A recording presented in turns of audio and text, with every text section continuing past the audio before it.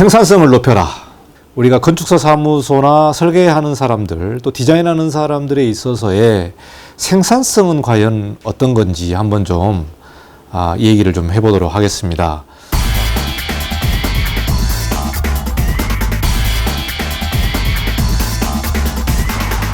안녕하십니까, 이관용입니다. 오늘 여러분하고 함께 좀 고민해보는 주제는 생산성 관련된 내용이 되겠습니다. 생산성을 높여라. 우리가 보통 생산성 얘기를 하면은 제조업에 관련된 내용들이 상당히 많습니다. 자동차라든지 이런 공장이라든지 어떤 물건을 만들어낼 때에 생산성이 높아야 된다, 생산성이 좋아야 된다, 이런 내용을 좀 많이 하거든요. 근데 과연 우리가 건축사 사무소나 설계하는 사람들, 또 디자인하는 사람들에 있어서의 생산성은 과연 어떤 건지 한번 좀 이 얘기를 좀 해보도록 하겠습니다. 자, 먼저 생산성에 관련된 정의를 좀 보겠습니다. 노동 생산성, 즉 일정한 단위 시간에 투입한 노동량에 대한 산출량의 비율, 뭐 이렇게 되어 있는데요. 좀 쉽게 얘기하면 정해진 시간 안에 어쨌든 사람이 일을 하게 되잖아요. 하루 8시간 일을 하게 되는데 정해진 시간 안에 노동량에 대한 결과물에 대한 것이 얼마나 많냐, 적냐, 뭐 이런 내용이 될 수도 있겠죠. 즉 여기서 우리가 단어가 나오는 부분이 시간과 노동량과 산출량이 되겠습니다. 결국은 정해진 시간 안에 얼마나 많은 제품을 만들어내느냐, 이게 이제 제조업에서 관련된 얘기고요. 이거는 곧 산출량이 정량적이냐 아니면 산출량이 정성적이냐 관련된 내용을 가지고 우리가 좀 생각해 봐야 될 것 같아요. 설계사무소는 정량적이라기보다는 정성적인 게 맞겠죠. 즉 우리가 뭐 공장에서 물건을 만들어내는 게 아니고 결국은 이 건축 설계업이라는 것이 디자인을 하는 것이기 때문에 정해진 시간 안에 얼마나 양질의 또 퀄리티 높은 디자인을 만들어내는 것이 결국은 생산성이 높다, 이렇게 좀 판단해 볼 수 있을 것 같습니다. 이러다 보니까 결국 설계사무소의 운영이나 경영의 핵심 중에 하나는 이 바로 시간 싸움이라는 거죠. 시간 싸움.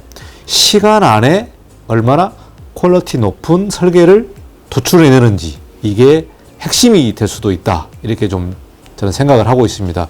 우리가 주 52시간에 이제 정해진 시간을 정해져 있고, 그리고 사실 이제 야근도 예전처럼 그렇게 많이 못하는 그런 상황에 놓여 있기 때문에 기업의 경쟁력에 있어서 이 생산성을 최대한 끌어올려야 되는데요.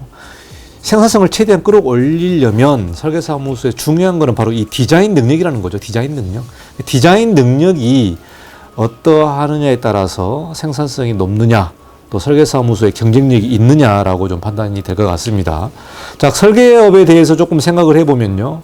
건축주가 있습니다. 건축주의 요구사항이 있고, 또 건축가는 건축가 나름대로의 건축에 대한 생각이 있고, 또 건축주가 요구한 그러한 내용들을 어떻게 잘 만들어내야 될지, 또 아이디어와 생각과 개념, 이 부분을 매치해서 결과물을 만들어내는 것이 바로 건축 설계라는 것이죠. 뭐 또 디자인이기도 하고요. 자, 여기에 건축주의 막대한 재산이 들어가는 거죠. 돈이 들어가고, 그리고 설계사무소에서는 정해진 시간 안에 이거를 생산성을 높이려면 시간을 최대한 압축시켜서 좋은 성과물을 만들어내야 된다고 저는 생각을 하고 있습니다. 여기에서 최종적인 결과물이 이제 건축물이 되겠는데, 결국은 여기서 이제 우리가 한편으로 좀 생각해 봐야 될 게 뭐냐면 설계 기간입니다. 설계 기간. 즉 설계비와 설계 기간이 있고, 그리고 사무소의 생산성이 연동되어 있기 때문에 정해진 시간 안에 최고의 디자인을 만드는 것. 네, 이것이 바로 경영에서 제일 중요한 부분이 되겠다라는 부분이 되기 때문에요. 자, 디자인에 중점을 두는 사무소들은 직원의 인력을 우리가 고용을 할 때에 디자인 능력, 그리고 디자인 센스, 또 디자인을 잘 만들어내는 요 개인적인 능력이 매우 중요하다고 생각을 하고 있습니다.